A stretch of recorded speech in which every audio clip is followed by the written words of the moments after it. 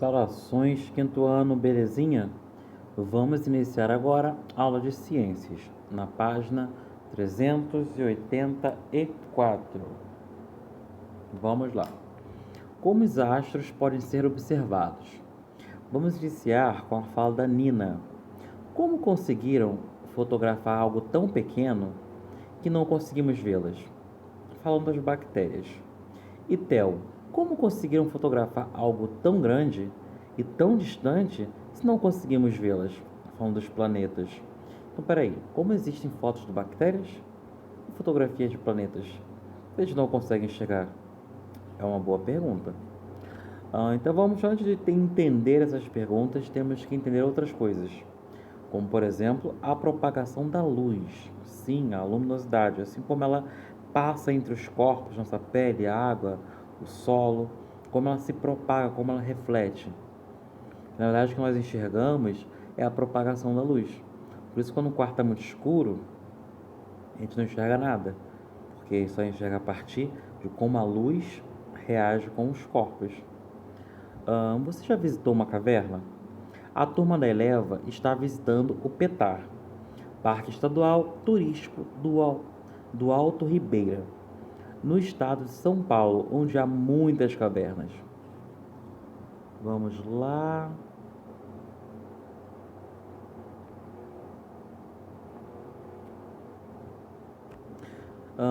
Agora vamos desligar todas as lanternas para ver o que acontece.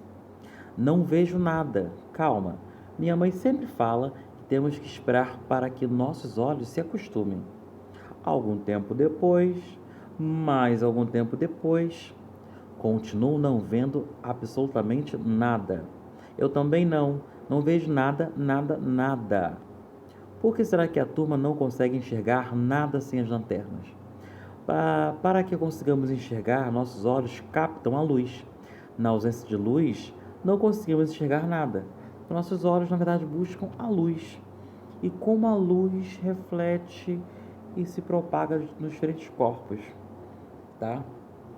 Então, teve não sei se vocês estão lembrados, uma vez dessas, não tem muitos anos não, deve ter o quê? Uns 2 anos, que houve um polêmico caso de um vestido, que algumas pessoas, depois pesquise no Google, vestido, que foi, né, vestido preto e azul ou branco e dourado. Então esse vestido aí foi bem assim, ficou bem famoso porque algumas pessoas olhavam para a mesma foto e viam azul e preto. Outras olhavam para essa foto e viam branco e dourado. E foi muito interessante quando nós fizemos essa experiência, porque eu, por exemplo, sempre vi o vestido branco e dourado. E alguns amigos do meu lado estavam vendo azul e preto, eu não entendi aquilo. Então é como a luz se propaga durante, né, em alguns corpos e como nossos olhos enxergam isso. Então, sim, você pode enxergar uma cor e o seu colega ao lado enxergar totalmente diferente. Às vezes você fala assim, nossa, a tia Andresa tá com uma cor azul muito bonito, né? Tá com uma blusa de cor azul, muito bonito aquele azul. Aí o seu colega fala assim, não gostei não, achei muito apagadinho. Aí você fala, como assim?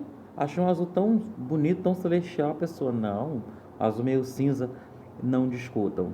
Vocês podem estar realmente vendo cores diferentes, porque os olhos de vocês, no ângulo que vocês estão, na distância que vocês estão, podem captar essa luz de formas diferenciadas. Então você pode ver o mesmo objeto que seu pai e que a sua mãe, e você vê de uma cor diferente. E a gente nunca vai saber, porque a gente geralmente não conversa, né? Poxa, você está vendo qual cor? Então, às vezes seu pai está vendo uma cor mais forte, você uma cor mais clara, e sua mãe vendo uma cor totalmente diferente. Pode acontecer, tá? É a forma como a luz se propaga e como chega aos nossos olhos, dependendo do ângulo e da distância. Sim, isso realmente acontece. Vamos lá. Quando vamos dormir e apagamos as luzes, Quando vamos dormir e apagamos as luzes do quarto, não conseguimos enxergar muito a princípio, pois nossos olhos estavam adaptados à grande quantidade de luz.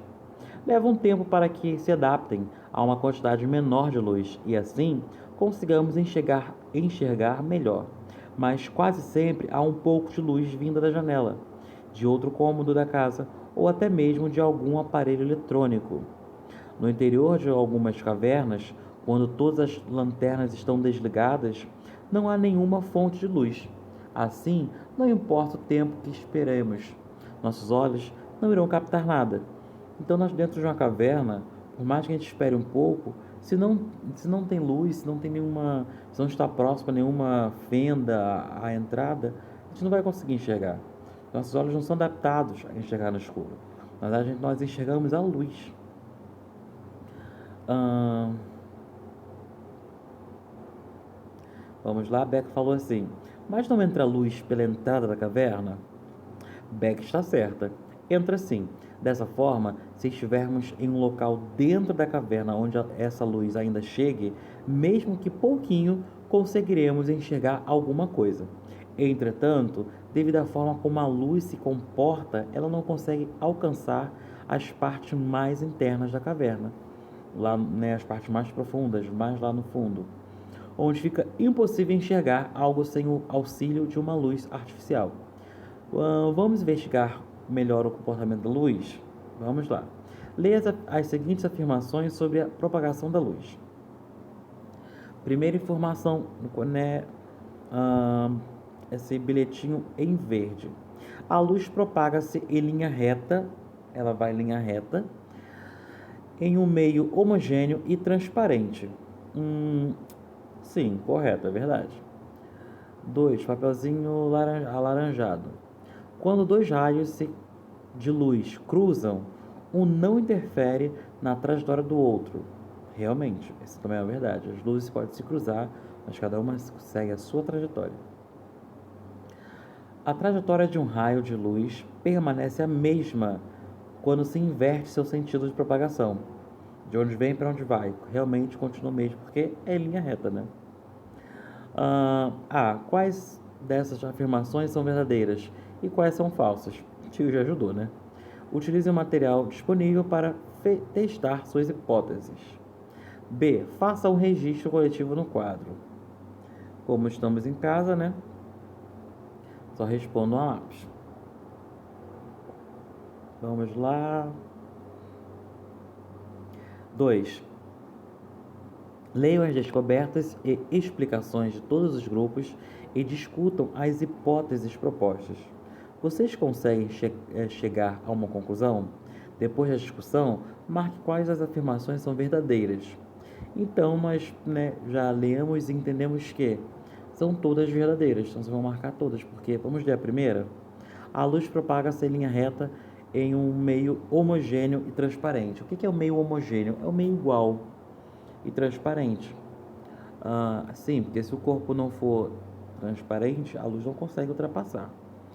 Quando dois raios de luz se cruzam, um não interfere na trajetória do outro. Se você colocar a luz de duas lanternas, uma para cá e uma para cá, mesmo que elas se cruzem, realmente a que vai para a esquerda vai para a esquerda, a que vem para a direita vem para a direita, e elas não mudam a trajetória uma da outra. E terceiro item, a trajetória de um raio de luz permanece a mesma quando se inverte. Sim, de onde ele sai para onde ele vai, de onde ele vai para onde ele sai. Se fizer ao contrário, vai continuar, porque ele vai em linha reta. Esses são os três princípios da propagação da luz. Então, são os três que nós descobrimos. Tá? Número 1, propagação retilínea, ou seja, linha reta da luz. Propagação dos raios de luz é sempre reta em um meio homogêneo e transparente. E o que é o meio homogêneo? Meio igual. Algo homogêneo é algo igual. 2. Independência dos raios de luz. Um raio de luz não interfere na trajetória do outro quando se cruzam, realmente. 3. Reversibilidade da luz. Mesmo mudando o sentido de propagação do raio de luz, a trajetória permanece a mesma. Fato. 3. Vocês utilizam as lentes de espelhos na atividade. Vocês utilizaram as lentes espelhos na atividade 01? Como esses objetos alteram a trajetória de um feixe de luz? Descreva o que esses objetos fazem. Vocês podem, nesse caso aí, lentes, né, espelhos. Eu peço para vocês pesquisarem, tá? Não precisam usar espelhos e lentes, porque ou a gente não tem, pode ser perigoso mexer com isso, e nós podemos quebrar uma lente, um espelho dos nossos pais, né? Então, pesquisem propagação da luz nos espelhos, propagação da luz nas lentes. Então, vamos perceber que, por exemplo, o espelho pode, né, propagar e uma lente pode mudar o ângulo, é bem interessante. Vai no Google, no YouTube, dá uma olhadinha, tudo bem? Dispositivos para ampliação. Quando os feixes de luz desviam suas trajetórias, muitas vezes vemos as imagens de uma forma distorcida. Você já brincou em um daqueles espelhos que nos deixam super altos ou super baixos, ou com pernas fininhas e cabeça enorme? Eu ainda não tive a oportunidade, mas em alguns lugares realmente tem esses espelhos, né? Essas salas espelhadas, com espelhos que te mudam muito. Você fica no espelho, fica grandão, pequenininho, achatado. Deve ser bem interessante. Essa distorção ah, pode ser usada a nosso favor, dependendo do formato do espelho ou da lente. A imagem que veremos não será distorcida, mas ampliada, o que pode ser útil em diversos momentos. Discuta e registre. A. Quando observar objetos de forma ampliada pode ser útil. Como assim? Quando observar objetos de forma ampliada? Por exemplo, quando o objeto é muito pequenininho, quando eu quero verificar alguma bactéria, algum fungo, quando eu quero, por exemplo, digamos que eu quero observar formigas, ou eu queira caçar meninas que usam brinco, a tarraxinha do brinco caiu no meio de, sei lá, de um pote. Vou fazer uma hipótese, tá? Uma hipótese bem assim. Só caiu num pote de arroz, por exemplo. Tá, o exemplo é bem ruim. Mas vocês podem utilizar, por exemplo, o exemplo é bem ruim mesmo, né? Vocês podem utilizar para ampliar. Então tem a famosa lupa.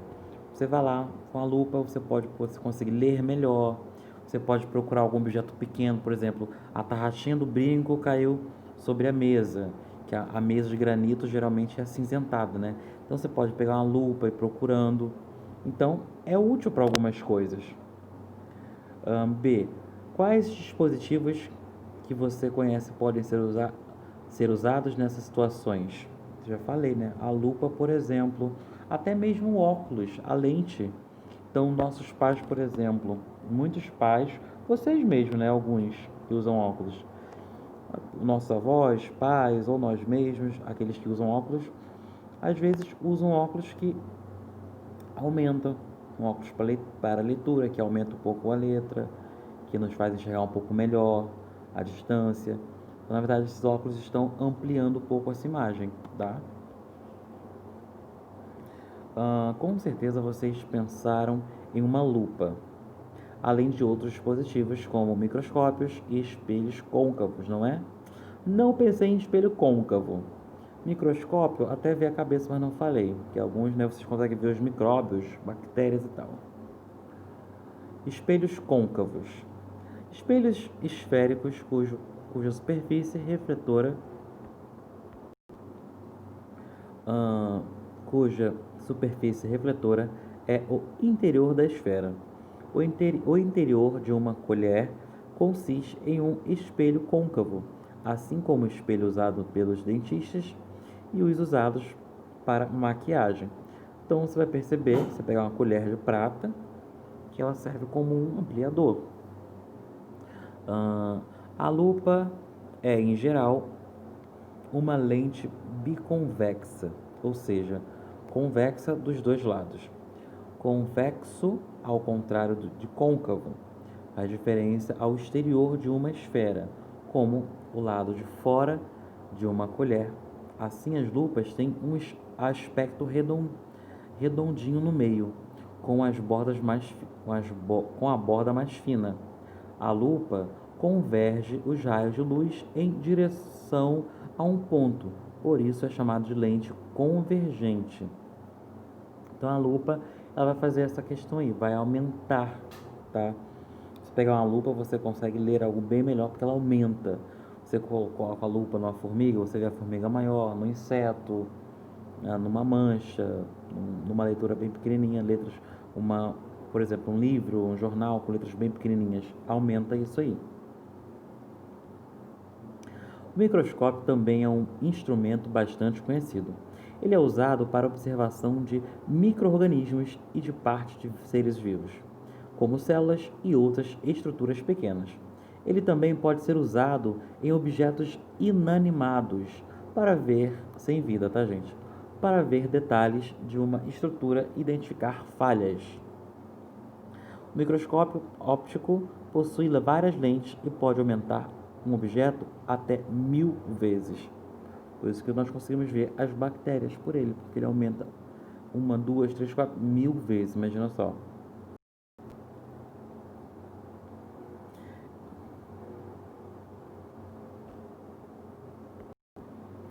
Esse investigando, o que acontece? Eu nunca peço, nunca deixo, né, nunca é obrigatório fazer essas experiências, porque envolve materiais que eu não posso, né, considerar que vocês tenham. Essas experiências nós faríamos em sala, mas estamos em casa. Então precisa de seringa sem agulha, precisa de caneta laser. Então assim, eu tenho uma seringa sem agulha, eu acho. Mas não sei se vocês têm. Então, se vocês tiverem caneta laser e tiverem uma seringa, faça leitura, faça experiência junto com seus pais e fala comigo. Posta no grupo, legal. Mas quem não tem, ok também, porque eu não posso, né? Tipo, pedir uma coisa que vocês não têm o material. E não vou pedir para vocês comprarem e sair no meio de uma pandemia, de isolamento social, para ir comprar as coisas. E eu sei que PB tá lotado de gente, tá? Ninguém está respeitando a pandemia, mas tem gente morrendo e a gente precisa respeitar. Então, por esses motivos óbvios, não vou pedir experiência. Mas quem já tiver o material, pode fazer sem problema algum. Agora, em grupo, chegou a sua vez de construir um instrumento de aumento. Vamos ver esse aqui, né? Pesquisem como o instrumento funciona e, usando recursos que podem ser encontrados facilmente, elaborem um projeto e reconstruam-no. Registre o processo abaixo.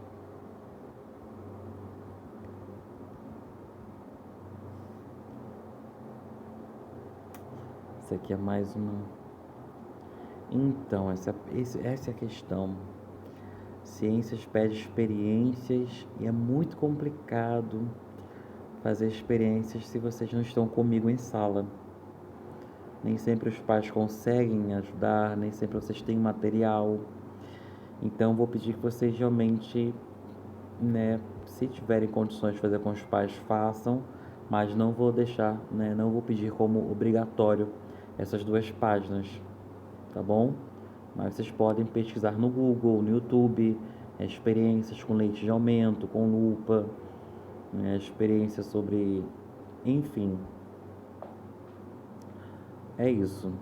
Infelizmente, estamos no meio de uma pandemia, no meio de um isolamento, e as coisas ficam mais complicadas. Eu não posso pedir qualquer coisa, por isso que eu nunca peço para mexer com alimento, para mexer com coisas que são perigosas, porque eu não estou com vocês. Então eu não posso garantir o que vai acontecer e nem sei se os pais também estão com vocês. Então o que eu peço no momento? Não façam, a não ser que você esteja com seu pai ou sua mãe e eles tenham os materiais e queiram ajudar. Caso contrário, não é obrigatório, eu vou pular essa página, ok? Vamos lá, dispositivos para observação de objetos distantes. Então verificamos a questão da refração da luz, espelho côncavo, para ficar mais próximo, com uma lupa, microscópio e tal, até a gotícula de água também. Se você olhar uma gotícula de água, né, você vai perceber que ela é muito complicada, é muito pequenininha, mas ela aumenta. Então, ela consegue também ter essa capacidade de ser uma pequena lupa, ela aumenta a imagem. Vamos lá. Dispositivos para observação de objetos distantes. Em várias ocasiões, utilizamos instrumentos para aproximação de imagens, binóculos, lunetas, periscópios, entre outros.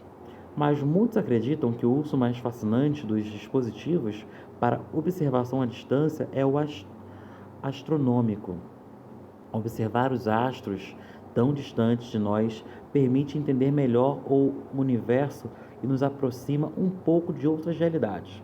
Atualmente, contamos com o auxílio de telescópios muito modernos, mas nem sempre foi assim. Por muitos e muitos anos, o ser humano observou o céu apenas com seus olhos, mas isso não o impediu de fazer grandes descobertas. Veja a evolução dos dispositivos de observação astronômica.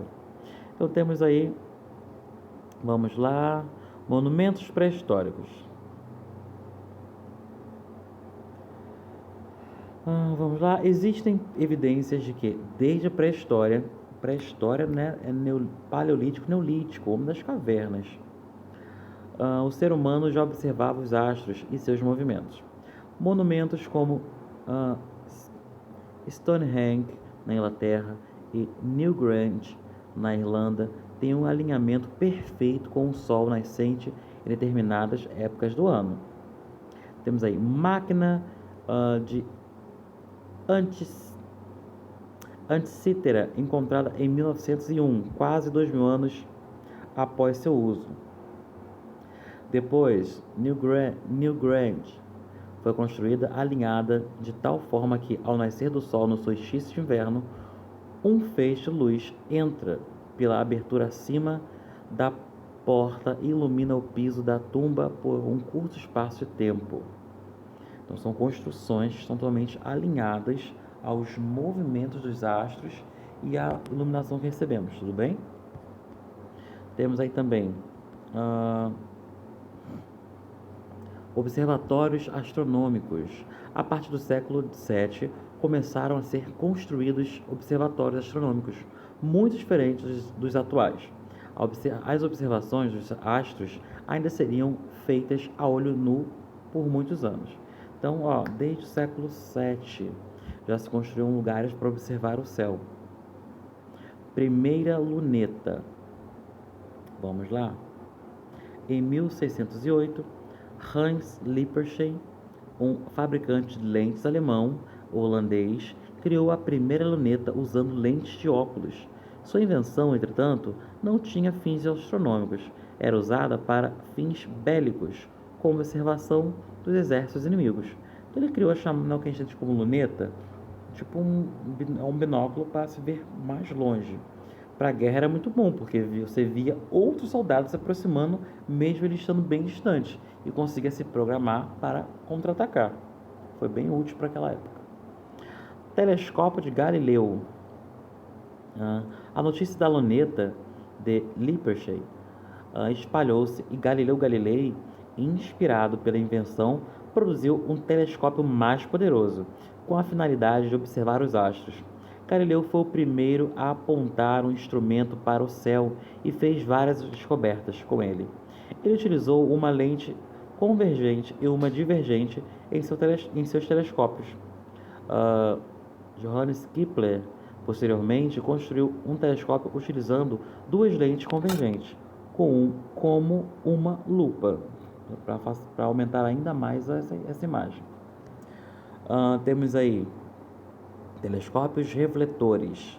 Em 1668, surge o primeiro telescópio refletor, que utiliza espelhos côncavos em vez de lentes convergentes. Esses telescópios são de menor custo. Telescópios ultramodernos. Hoje existem telescópios que captam radiação eletromagnética, raio-x, raio gama, radiação infravermelha e ondas de rádio. Assim, é possível obtermos informações até sobre astros que não conseguimos ver. Então, estamos falando desde o uso desde os primeiros observatórios até a invenção do binóculo, depois a evolução até chegar aos microscópios e os telescópios e o homem conseguir verificar e observar o céu. Então foi uma história, foi uma evolução, tá? Houve todo um rolê até que se chegasse à invenção, ao uso das lupas, das lentes convergentes, tá? Convergentes e tal.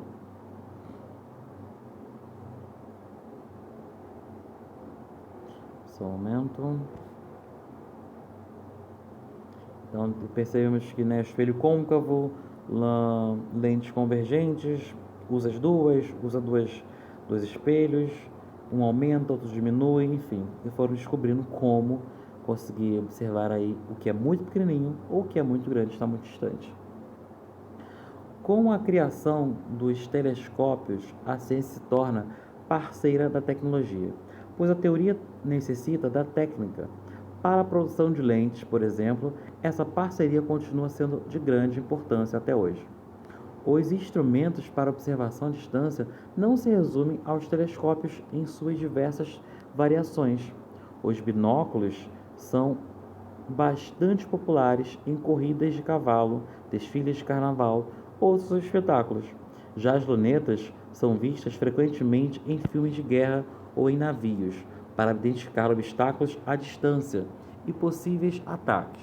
Por isso, os periscópios são úteis em submarinos, para que seja possível ver o que está na superfície do mar enquanto tais embarcações são submersas.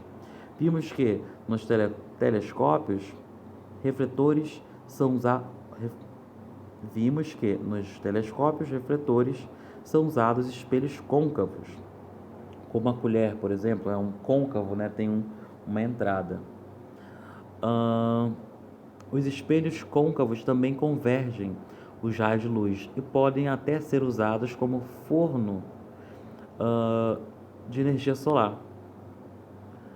Isso porque a convergência, a convergência quando os dois vão de encontro dos raios solares pode gerar calor. Superfícies côncavas também são usadas em antenas parabólicas e radiotelescópios. Então você vai perceber que algo côncavo, como a colher, tem uma entrada, como se fosse Pega a colher, porque a colher tem, ó, deixa na mão côncava, você faz uma barriga, então fica um fundo aqui, ó. Isso é côncavo e facilita essa questão aí sobre a convergência da luz. Vamos lá. Para reduzir os custos e facilitar o processo de fabricação, nos grandes telescópios, refletores geralmente são usados vários pedacinhos de espelhos planos em vez de um espelho côncavo único.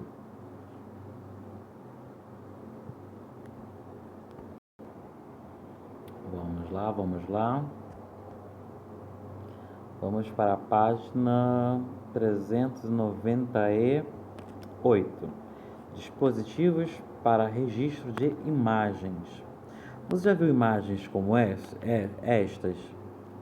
Então temos aí o que eu imagino ser o quê? Um fim de tarde, né?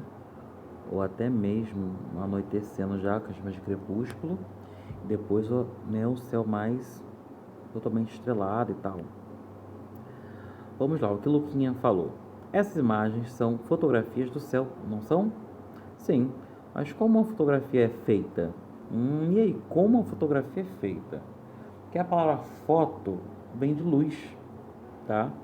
Então já entendemos aí com essa aula de hoje que o que nós enxergamos é como a luz se propaga nos diferentes corpos. Então, se não há luz, a gente não enxerga. Porque a nossa visão capta é a luz e como ela bate nos corpos e o que ela projeta. E ela projeta cores. Quando você vê alguém branco, preto, você vê alguém com a roupa vermelha, rosa, azul, é porque a luz bateu naquele corpo e refletiu para você. E os seus olhos captou como essa luz, né, reagiu naquele corpo ali. Quando eu falo corpo, são objetos, é o material que ele foi feito. Número 1. Já pensou nessa mesma pergunta? Discuta com um colega o que você sabe sobre as câmeras fotográficas. Agora é pelo celular, né? Mas antigamente, por exemplo, que tinha aquelas grandes câmeras fotográficas, ainda existem, né? Nos casamentos, nós vemos ainda, mas antigamente as pessoas compravam as máquinas fotográficas. Ela tinha um flash, quase cegava a gente. Pergunta sua mãe e seu pai que vão te falar. Uma questão também. Hoje todo mundo tem um celular e todo celular tem uma câmera. Seja ela boa ou ruim, tem uma câmera ali que dá para tirar uma foto. Na época dos seus pais, que é a minha época, não existia celular, na verdade, né? Existia? Até existia. Mas na década de 90, os celulares não tinham câmeras. E assim, então, dificilmente a galera tinha uma câmera fotográfica, era muito caro. Então tinha sempre um cara que era responsável, tinha um cara que trabalhava tirando fotos. E as famílias chamavam esse rapaz para tirar fotos, fazer um álbum de família, enfim. E nós pagávamos pela foto. E antigamente era assim. Então eu juntava a família, tirava um dia, juntava a família, todo mundo se arrumava e tirava as fotos, depois o cara revelava, trazia e cobrava o valor dele. Hoje esse trabalho não existe mais porque todo mundo tem uma câmera em mãos, né? Essa experiência aqui é possível, que é mais tranquila. Ó, materiais: uma caixa de papelão, pode ser uma caixa de sapato, fita adesiva preta, papel branco, tesoura e lápis. Isso nós temos realmente com mais facilidade. Eu vou deixar vocês marquem aí, por exemplo, assim, escrevam aí: para casa. Tio sabe que nós estamos sempre em casa, por causa da pandemia. Mas quando eu falo para casa, é para depois da aula. Marquem aí: para casa, façam essa experiência, né, e vocês vão registrar aí que vocês viram. Na próxima aula a gente posta, ok? Página 399, é uma experiência possível de ser feita. Marquem aí para casa e semana que vem vocês me mandam as fotos desse TV que nós postamos no grupo, ok? O que você. Vamos lá. Aí nós vamos ter aí, né? Vamos fazer a experiência e tal. Aí vai ter aqui. O que você construiu é chamado de câmara escura de orifício e consiste no princípio de todas as câmeras fotográficas. No local do papel branco, hoje existe um sensor que captura a imagem digital. No caso das câmeras mais antigas, havia um filme que era sensibilizado pela luz. Hoje também há lente na entrada da câmera, em vez de apenas um orifício, o que torna a imagem mais focada e com melhor qualidade. Você deve ter reparado que a imagem formada estava invertida. Vamos investigar por quê? Faça a experiência, vai ser bem interessante. Vocês não vou falar o que vocês vão ver. Faça a experiência aí, tá? Vamos pegar, olha, vamos lá, passo a passo. Colhe o papel branco no fundo da caixa, feche a caixa e vede todas as aberturas possíveis com fita adesiva preta para que não entre nenhuma luz. Faça um pequeno furo na face oposta àquela em que você colocou o papel branco. Do outro lado, faça um furinho, mais ou menos a um terço do comprimento maior da caixa. Vamos lá. Arredonde o orifício. Orifício é um buraquinho, tá, gente?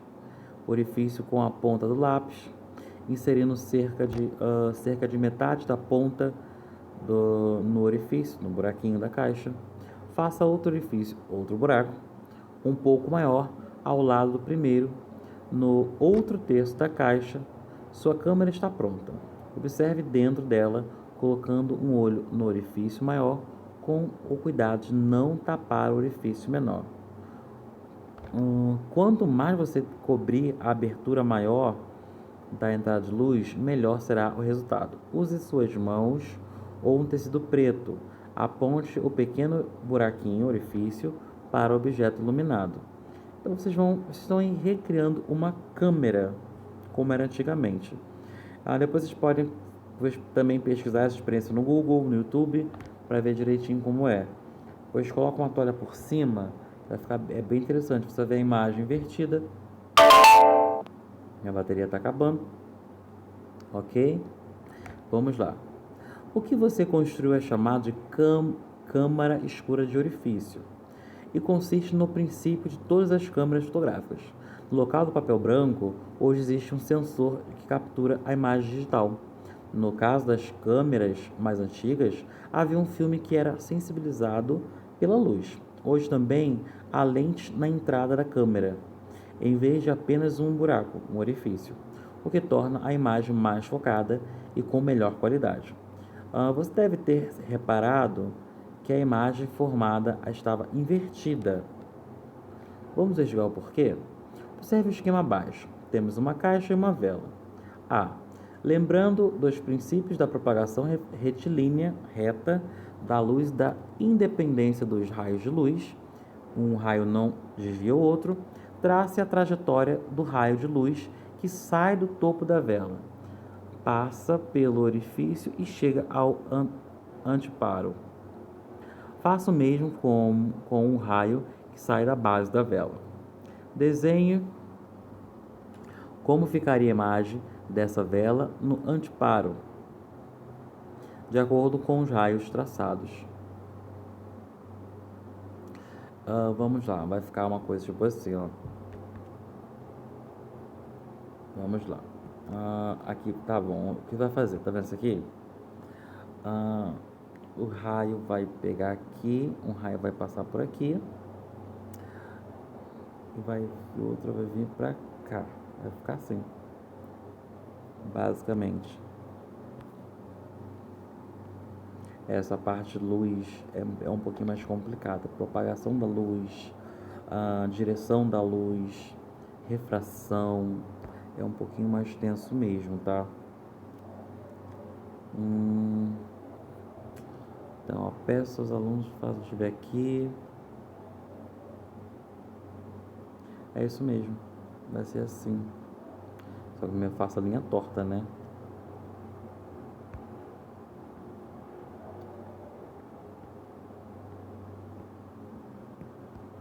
É isso. Você vai fazer, o raio vai vir pra cá, chegar aqui, e o outro vai vir pra cá. Acredite se quiser. Você já viu uma foto em que as pessoas aparecem com os olhos vermelhos? Sim. De vez em quando você tira, principalmente essas fotos tiradas de câmeras antigas. Atualmente, muitas câmeras digitais e celulares corrigem esse efeito, mas nas fotos mais antigas era muito comum. Sabe por que isso acontece? As pupilas dos nossos olhos funcionam mais ou menos como um buraquinho da câmera escura, mas tem um diâmetro variável de acordo com a luminosidade. Em ambientes mais escuros, nossas pupilas dilatam-se para que entre mais luz, ou seja, ela, né, cresce aí, o olhinho cresce. Quando fazemos uma foto com flash, a luz entra em nossos olhos e, como as pupilas estão bem dilatadas, grandes, os vasos sanguíneos dos olhos refletem a luz vermelha, que é registrada na fotografia. Interessante, porque na luz nossa pupila ela dilata, ela abre. Quando ela abre, essa luz, né, a parte vermelha, que a luz na verdade tem 7 cores, a parte vermelha acaba atingindo o vermelho dos olhos, que tem o sangue, e acaba sobressaindo essa cor. Atividades finais. Vamos lá. Eu vou pedir para vocês fazerem sem mim e depois eu vou mandar o gabarito para vocês, ver como vocês saíram aí. Número 1. Quando estou observando uma vela, o raio de luz que sai da chama e chega até meus olhos segue qual trajetória? Desenhe a imagem. E aí? Isso aqui é fácil, né? Assim. 2. A turma da Eleva está brincando de esconde-esconde. Explique a afirmação de Nina utilizando o princípio da reversibilidade dos raios de luz. O que a Duda falou? Estou vendo o torugo. A Nina, cuidado. Se você o vê, ele também pode ver você. Opa, isso é óbvio. Então, vamos lá. Segundo o princípio da reversibilidade dos raios de luz, a trajetória de um raio de luz permanece a mesma quando se inverte seu sentido de proporção. Ou seja, se quando inverte a mesma coisa, se eu vejo algo, esse algo pode me ver, porque a trajetória dessa luz é a mesma. Eu falei que não ia ajudar, né? Mas estou aqui ajudando. 3. O que acontece quando os feixes de luz se cruzam, como os holofotes dos shows? Nós já vimos isso aí. Nada acontece. Cada feixe de luz segue sua trajetória normalmente. Vimos isso em uma das 3 regras no início da página. 4. Observe a ilustração abaixo. A. Qual o nome do instrumento de Luquinha que Luquinha está usando? Fácil, não vou nem dar cola dessa vez. B. Para que serve esse instrumento? Mais fácil ainda. C. Descreva como esse instrumento funciona. Tá, ele tem o nome, ele faz algo, tá. Como ele funciona? Vamos lá. Tem uma convergência, né? Ou seja, aproxima os raios de luz que passam por ela. Então, ele vai aproximar, vai passar os dois raios, ele vai aproximar esses raios de luz.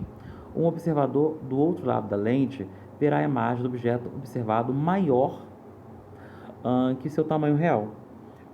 A luz entra, ele acaba juntando essa luz e quem vê de fora vê maior.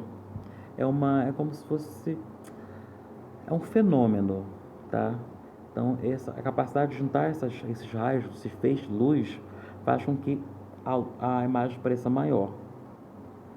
Mas aí você vai no ensino médio, na aula de física, vocês vão aprender isso bem melhor, tá? Não tenham pressa, que é bem complicado, tem cálculo. Aqui é só para a gente começar a entender que a luz tem uma propagação, tem um movimento, tem um sentido e tal.